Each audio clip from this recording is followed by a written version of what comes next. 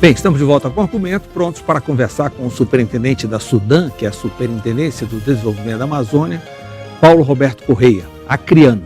Boa noite. Boa noite. É um prazer tê-lo aqui. Boa noite, Mauro. Boa noite a todos os telespectadores.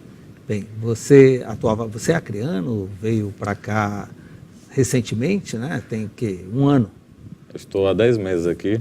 Eu sou acriano, mas morava há mais de 20 anos em Manaus. Ah, certo. Bem, e a Nova Sudã? A gente ouve falar, recentemente, agora teve um Condel, né? Coisa que no passado, quando a gente ouvia falar em Condel, era um movimento muito grande, não é? A Nova Sudã reverteu a coisa, hoje é diferente, os incentivos fiscais são diferentes, o Fundo de Desenvolvimento da Amazônia é diferente, mas nesse Condel especificamente vocês trataram do FNO, não é isso? FNO e FDA. Ah, FDA também. FDA também. Eu fiquei muito feliz com a iniciativa do ministro Helder de fazer o Condel. Ele está há 2 meses no Ministério. Há 3 anos que nós não tínhamos o Condel presencial, né? O último foi em 2013, em Macapá. E não tinha por falta de quê? De demanda ou de recursos? Você acabava postergando isso, eu não sei do tempo para trás, mas você acabava postergando para que os assuntos fossem mais palpáveis, mais interessantes para serem discutidos, né? E a gente acabou conseguindo montar assuntos que fossem do interesse da sociedade e do próprio Ministério, e conseguimos fazer agora segunda-feira, vale dizer, com um grande sucesso. Realmente foi bastante prestigiado. Nós tivemos representantes aqui de 7 governos do Estado, que você sabe que não é fácil trazer governadores para cá, e foi um grande sucesso realmente. Bem, e os recursos liberados via FDA, foi da ordem de quanto? Olha, nosso orçamento para 2016, Mauro, é de 1 bilhão e 400. Eu até fiz uma projeção ali antes de vir. De 2006 a 2016, nós tivemos de orçamento 12 bilhões e meio de reais de FDA. Para você ter uma ideia, nós utilizamos 4 bilhões de reais apenas, né? E não houve demanda suficiente? Sobrou? Não houve demanda, sobrou. Alguns por questão de projetos, mesmo projetos inadequados. O fato é que a gente, você vai tocar nesse assunto depois, mas fizemos agora esse grupo de trabalho junto com o Ministério. Exatamente, um dos itens é tratar desses entraves, por quais motivos esse FDA não está sendo utilizado na região. E o FDA tem algum foco, tem alguma diretriz, tem algum segmento que ele dá preferência? O FDA são projetos privados de infraestrutura, setores prioritários, né? Inovação tecnológica e serviços. A questão da infraestrutura da região. E esses setores prioritários, eles variam de estado para estado, é único na região? Não, são prioritários para a região, né? Eles segmentam dessa forma até mesmo para incentivar o uso de infraestrutura, porque tem a taxa diferenciada, a taxa menor. Bem, além disso, a Sudã é intermediária no repasse de emendas parlamentares. A bancada federal já concentra uma grande quantidade de emendas via Sudã para obras, ou melhor, para investimentos estruturantes nos municípios, né? Isso tem crescido? Qual tem sido o êxito da ação? Para você ter uma ideia, em 2015, né, logo quando eu cheguei, nós tínhamos um orçamento de 80 milhões de reais de emendas. Aí você tem que juntar tudo, emendas individuais, emendas de comissão e elas são efetivadas, superintendente? Porque a gente ouve falar muito que não, teve um acordo político, liberaram 20%, 30%. O que efetivamente vem? Não, veja, aqui nas emendas individuais a gente consegue executar praticamente tudo. Agora, a questão de emenda de bancada e emenda de comissão, aí depende da articulação política das bancadas dos estados ou dos representantes da comissão para poderem liberá-las. Em relação às emendas individuais, né, que chegam praticamente aos seus 100%, a nossa meta na Sudã é executar tudo. A gente ouve falar que em alguns ministérios você perde recursos, já ouvi de vários parlamentares. Na Sudã, a gente não perdeu nenhum recurso de emenda impositiva. E como é que o município faz para se candidatar a essas emendas? Já vem carimbada? A emenda do deputado tal para o município tal. A Sudã só faz ser intermediária no repasse, é mais ou menos isso? Mais ou menos isso. A minha ideia, na verdade, o ano passado não tive tempo para isso, mas esse ano já estou começando a fazer um pouco diferente. É ir nos estados, ir nos municípios e apresentar nossos programas e ações para os prefeitos, para os vereadores, para aquela sociedade. E levantar as demandas. Exatamente, para que eles priorizem aquelas demandas que são mais importantes, levem para os seus parlamentares, deputados federais ou senadores, e aí sim eles possam direcionar para a Sudam para fazer a execução. E aí a Sudam faz um convênio e faz o repasse, eles prestam contas para a Sudam. Exatamente. Funciona dessa forma. Exatamente. E depois é fiscalizado pela CGU e TCU. Superintendente, a gente ouve falar na Nova Sudam, que aconteceu recentemente, não sei exatamente 2007. o ano, 2007 para cá, e a Sudam antes de 2007. Não se ouve mais falar. O que é que aconteceu com todos aqueles incentivos fiscais, aqueles financiamentos, aquelas empresas, a gente vê algumas ruínas de empresa. Como é que ficou isso? Nós não está mais sob nossa coordenação, sob a nossa Sim, jurisdição. saiu e foi para um órgão federal em Brasília. Na verdade, é um órgão que fica aqui, né, nas dependências da Sudam, mas sob jurisdição do Ministério, diretamente pelo Ministério, a Secretaria de Fundos, que coordena isso, tem uma direção dentro.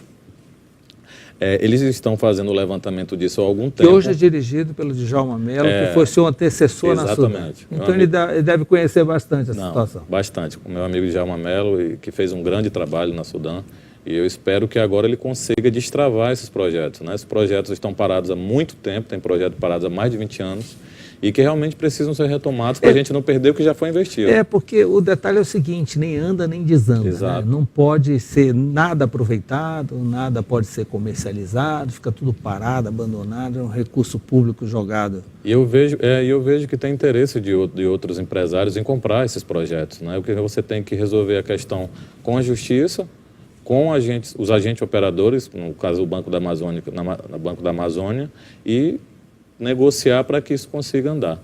Eu acho que nós vamos ter boas surpresas a partir do ano que vem. Qual é a ação específica da Sudam sobre a gestão do FNO?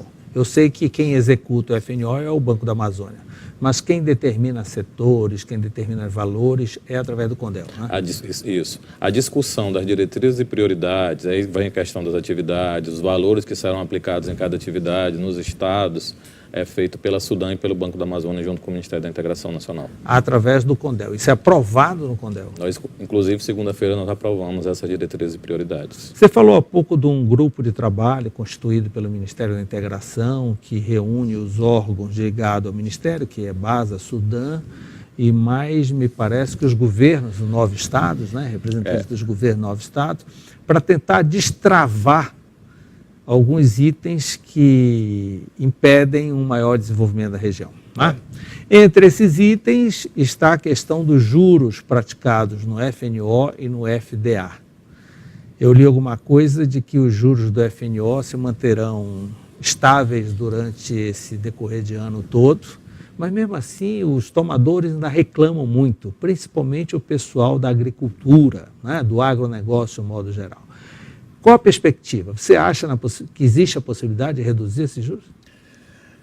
As taxas de juros do FNO e do próprio FDA já são taxas subvencionadas, elas são bem abaixo do mercado. Eu sempre ouvi falar que são as melhores do mercado. São. Eu já fiz todas, inclusive eu sou bancário também, né? Sou da Caixa Econômica, estou cedido para a Sudam. Então eu já conheço um pouco de taxas e difícil num cenário atual a gente falar em alteração das taxas de juros para baixo. Né? O que nós estamos discutindo basicamente lá, de forma mais direta, são as tarifas cobradas nesses financiamentos e outras modalidades de cobrança. Aí você outros encargos, né? Taxas e tarifas. Que o Banco da Amazônia está cobrando. Em relação ao FDA, nosso problema está em remuneração aos agentes operadores, que eles reclamam muito, e o FDA acaba sendo um concorrente dos fundos condicionais, e o ministro pediu para que nós fizéssemos um estudo e apresentasse para que ele fizesse um esforço interministerial, aí você já mexe com o CMN, já mexe com o Ministério da Fazenda, Ministério do Planejamento, para que nós possamos fazer essas alterações e que o FDA seja efetivamente utilizado na região. Como eu estava falando anteriormente para você, um orçamento de 12 bilhões e meio de reais, nós utilizarmos apenas 4 bilhões numa região que necessita de recursos de apoio. Vamos ser mais sinceros, uma região pobre quando comparada com as outras regiões do país, nós não podemos admitir esse tipo de situação. Então, realmente, tem que acabar com esse medo do tomador, né? Exatamente. Que há um receio muito grande ainda. E nós vamos no outro detalhe, a burocracia também apontada por eles A burocracia para tomar o FDA, tomar o FNO, é muito elevada. E quando chega com questões de liberação de ambiental, por exemplo, a coisa complica ainda muito mais, que daí já passa para âmbito estadual, às vezes até municipal, aí Exato. para tudo. Isso é uma questão que nós estamos tratando na Sudam, foi um subgrupo que nós criamos na própria superintendência para tratar do licenciamento ambiental. Em todas as discussões que nós temos sobre desenvolvimento regional, a primeira ou segunda questão mais importante são os licenciamentos ambientais. Em alguns casos, nós tivemos representantes da Federação da Indústria do Pará, dizem que onerem até 50% o projeto. Se já foi diagnosticado esse problema específico de licença ambiental? Eu acho que não foi diagnosticado hoje, isso já há algum tempo. O que falta para o poder público focar essa questão? Se for recursos, entrar com recursos, porque está causando prejuízo geral para o desenvolvimento da região. Não é só para o empresário lá, ele não consegue tocar a coisa. E falar em questões ambientais na Amazônia, em todos os casos ela vai aparecer. Veja, irmão, nós tivemos na primeira reunião sobre licenciamento, sobre questões ambientais, todos os representantes dos estados. Né? E, para você ter uma ideia, você vem de problemas de infraestrutura, de falta de computador na prefeitura ou na secretaria, até falta de material humano. Então, você vê que já não diaboliza tanto aquelas secretarias, porque eles não têm uma infraestrutura adequada. De repente, o governo estadual não está dando essa infraestrutura. E dá essa infraestrutura para a Secretaria de Desenvolvimento, Secretaria de Indústria e Comércio.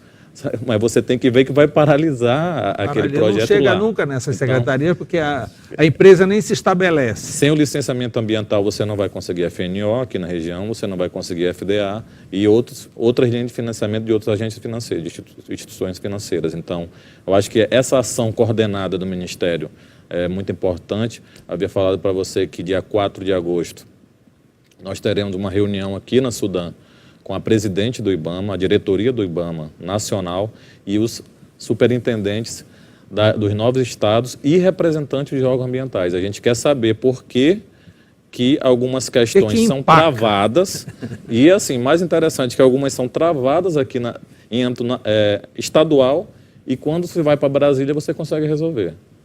Então, a grande discussão dos representantes das federações de indústrias e da agricultura lá foi para nós sabermos qual é a diferença de análise. Sim, mas vai para Brasília a nível de recursos. Né? Exatamente. E consegue destravar em Brasília. E consegue destravar lá. Tem que trazer esse pensamento de Brasília, de repente, essa expertise para cada estado. Para o estado.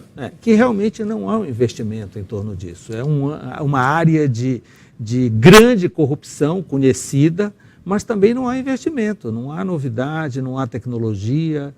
É tudo mais ou menos, ninguém trabalha com satélite, ninguém trabalha com nada. Não é dada a importância que deveria para essa área. E é isso que nós queremos agora, se não conseguirmos resolver os 100%, mas pelo menos levantar essa discussão na sociedade. E aí, no dia 4, deve sair uma decisão, com todo esse pessoal reunido, tomara. É o que eu espero.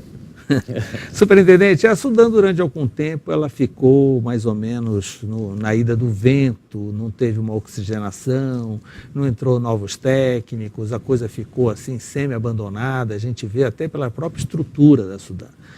Qual é o perfil? O que é que o senhor imagina para isso? O que é que a gente pode esperar daqui para frente?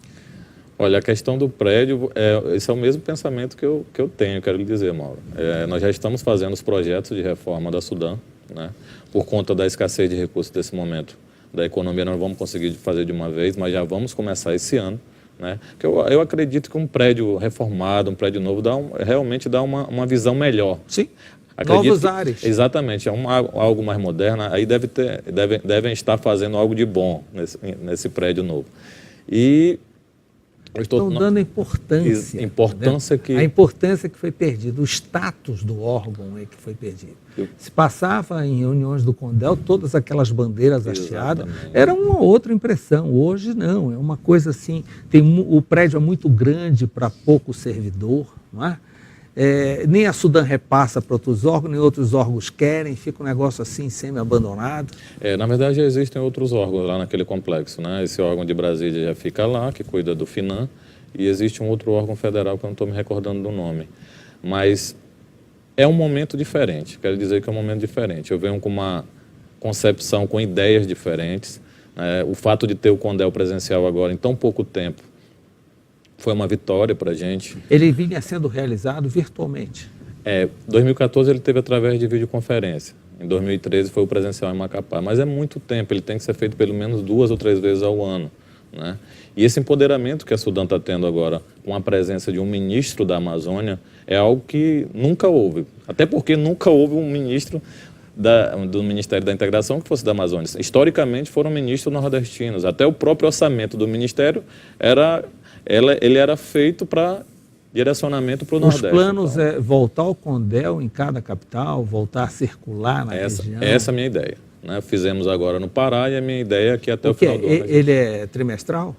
Ele é semestral, trimestral ou semestral. Não acredito que semestral... Vai depender das demandas. Exatamente. E as demandas demandam...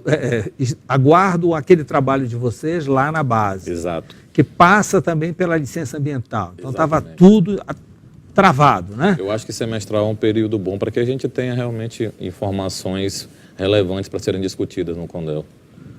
Superintendente Paulo Roberto Corrêa, muito obrigado por essa conversa, por essas informações. Sempre que tiver novidade, volte aqui conosco. Elas são de interesse geral do nosso público. A gente fica muito feliz por ver novos ares. Eu que agradeço, Mauro, agradeço aos telespectadores que nos acompanharam e dizer que a Sudam realmente espero e vamos trabalhar para que se torne um órgão realmente efetivo e que atenda os anseios da sociedade da região amazônica. Muito obrigado. Muito obrigado, boa noite. Obrigado pela sua companhia, estaremos de volta na próxima semana. Tchau.